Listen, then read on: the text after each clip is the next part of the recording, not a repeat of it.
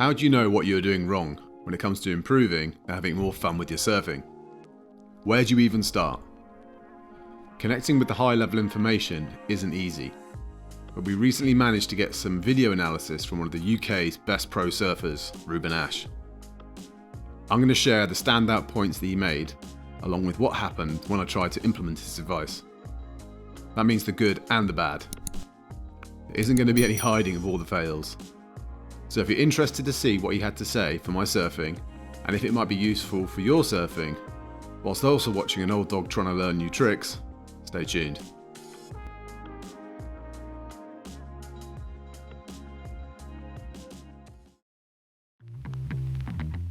I'm James Davis, and I've been a skydiver for over 20 years, jumping and competing all around the world.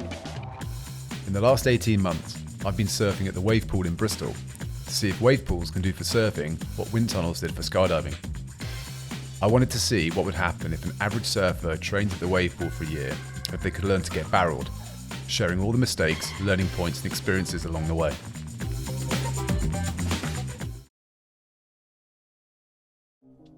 This is Reuben Ash, one of the UK's best pro surfers. The archive footage is from his own YouTube channel. The more recent footage is from Adam Norris for Offshore Photo. Make sure to check their channels out and give them a like, subscribe, etc. Reuben has been one of the UK's top surfers for a long time, and I was recently lucky enough to get some input from him on my surfing.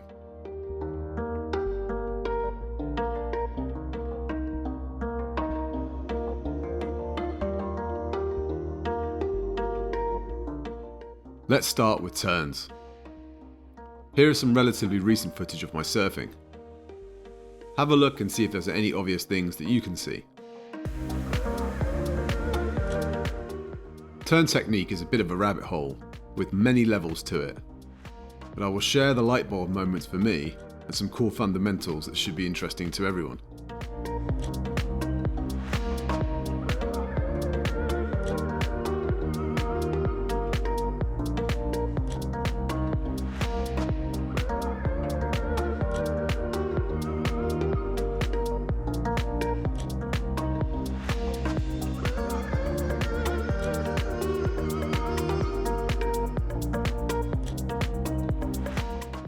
The first key learning point was about what body position actually steers a turn. If you look at my footage, you'll see the backhand is always behind me. When you search YouTube, you will hear people talking about getting their backhand sorted out, getting it in front of them. Mine is clearly always behind me, and the logic is that by having it behind you, it limits the rotation of the turn. But sorting the backhand isn't the golden nugget or the light bulb moment. The light bulb moment for me, and I want to share, is that I've been leading my turns with my shoulder, and that's wrong. It's actually the centre of the chest that gives you the direction to the turn. Perhaps you all knew this, but I didn't. Having your trailing hand back prevents the shoulder from coming around and allowing the rotation of the upper torso. All the chat about the backhand is really about allowing the shoulder line or chest to turn properly. So technically the backhand adjustment is important, but that's not the real problem. It's getting the chest and torso facing the right direction and allowing it to rotate.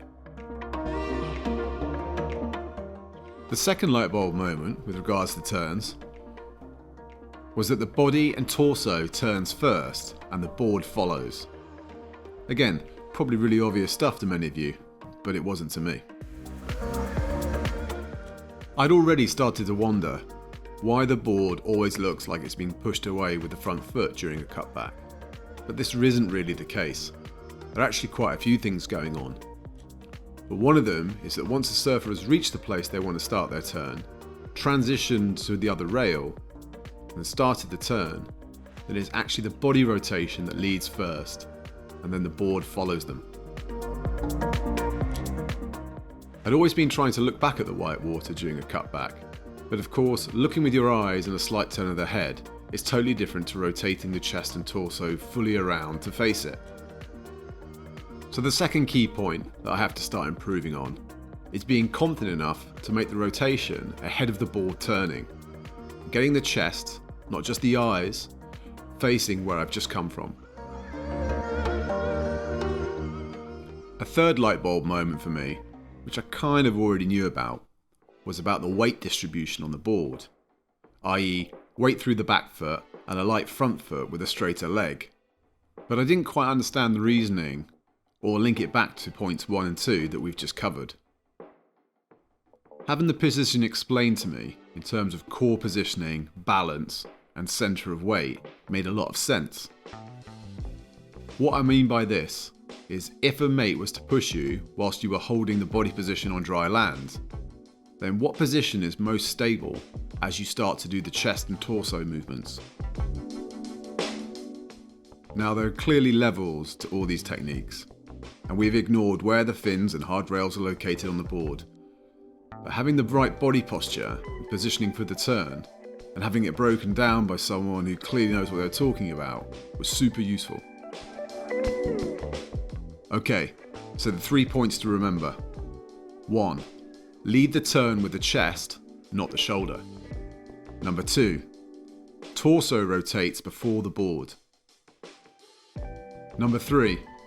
Body position and weight distribution to allow the rotation to happen. Theory is one thing, so how did I actually get on when I tried the points? Simple answer is, not very well. So I take this view to learning. If someone as good as Reuben, who clearly has a deep knowledge and credibility, provides some analysis for me, then it's madness not to try it. That also means you're probably going to screw things up because a lot of the ideas and concepts are going to be new to you. If you look at the footage, it's interesting because it's almost like a sensory overload. I forgot where on the wave to start the turn, the top of it, and where to avoid finishing on the wave, the bottom. I also look super rigid and robot-like, arguably more so than normal, as I'm clearly trying to recall the points I was told and then try them. This was super frustrating at times, but what's the point of just doing what you normally do if you've actually got the coaching and the information on how to improve your surfing?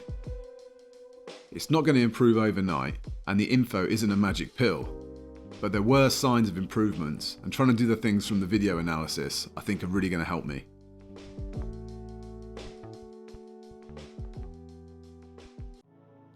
In the next vlog, we will get some more sessions under our belt and have one of the UK's best surf coaches add some of their input to see if we can push on from the advice from Reuben.